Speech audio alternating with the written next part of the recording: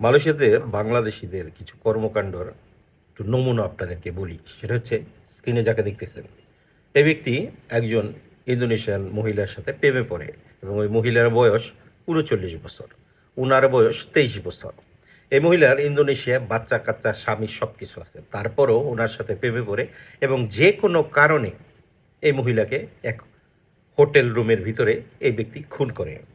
ভাবতে পারেন একজন ২৩ বছরের যুবক একজন ৩৯ বছরের নারীকে হত্যা করে। কুয়ালালামপুরের এক কনস্ট্রাকশন প্রজেক্টে একজন বাংলাদেশি ১ বছর যাবৎ মালয়েশিয়াতে কেবল আসছেন।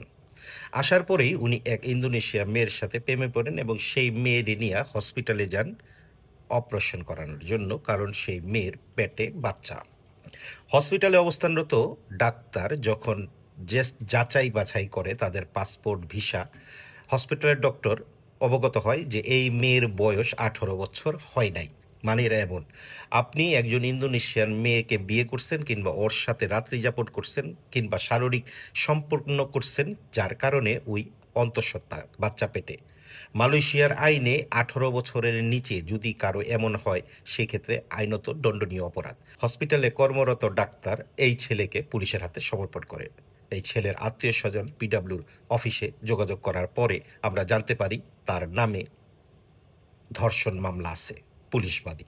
শুধু এখানেই শেষ না, স্ক্রিনে আরেকজন ক্যাপ্টার দেখতে দিলাম, যিনি পুলিশ রিপোর্ট করছে যার বউ পালায় গেছে আরেকজন বাংলাদেশির সাথে। একজন বাংলাদেশি যার বয়স দেখতে খুব বেশি হলে ২১ কিংবা ২২ হবে, যিনি প্রেম করে আরেকজন বাংলাদেশি নারী যার বয়স ৩০-এর উপরে এবং বিয়েও করছে। পুলিশ রিপোর্টও উনি করছে, ওনার বউ পালায় গেছে আরেকজন বাংলাদেশির সাথে। এই হইল বর্তমানে বাংলাদেশিদের ৩টা নমুনা দিলাম, এমন ৩০০-র উপরে নমুনা পিডাব্লিউর কাছে আছে।